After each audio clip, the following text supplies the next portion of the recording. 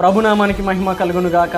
క్రీస్తునందు మాకు అత్యంత ప్రియమైనటువంటి దేవుని సంగమా, దేవుని బిడలారా, మన ప్రభు అయిన యేసుక్రీస్తు నామంలో మీ అందరికీ శుభాలు ప్రకటిస్తూ హృదయపూర్వకంగా వందనములు తెలియజేస్తున్నాం. ఈరోజు నేను మీతో మాట్లాడే టాపిక్ ఏమనగా, మనము ఎలాంటి ప్రవర్తన గలవారై మేల్కోవాలి. పరిశుద్ధ గ్రంథంలో దేవుని వాక్యం ఇలా సెలవిస్తుంది.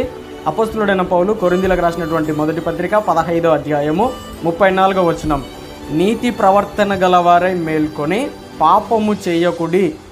నీతి ప్రవర్తన గలవారై మేల్కొని పాపం చేయకుడి. ఎలాంటి ప్రవర్తన కలిగి ఉండాలంటే నీతి ప్రవర్తన కలిగి ఉండాలా. పరిశుద్ధ గ్రంథంలో దేవుని వాక్యం ఇలా సెలవుస్తుంది కదా, నీవు దేవుని మందిరమునకు వెళ్ళినప్పుడు నీ ప్రవర్తన జాగ్రత్తగా చూసుకోవాలి. కొంతమంది ప్రవర్తన విషయంలో మందిరానికి వెళ్ళినా, దేవుని సన్నిధికి వెళ్ళినా అటు చూడడం ఇటు చూడడం, మోహపు చూపు చూడడం, మోహపు తలంపులు, మోహపు ఆలోచనలు, లోక సంబంధమైనటువంటి ఆలోచనలు కలిగి ఉంటారు. ఎక్కడ అంటే దేవుని సన్నిధిలోనే.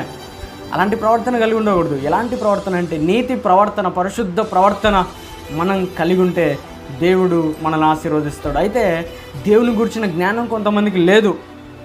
మీకు ఎందుకు ఈ మాట చెప్తున్నానంటే, మీకు సిగ్గు కలుగుటకై ఈ మాట చెప్తున్నాను. మనం నీతి ప్రవర్తన గలవారై మేల్కొని ఆధ్యాత్మికంగా ముందుకు సాగాలని వాక్యం ద్వారా తెలియజేయచ్చు. ఇంతటితో ఈ మాటలు ముగిస్తున్నా. హల్లెలూయా.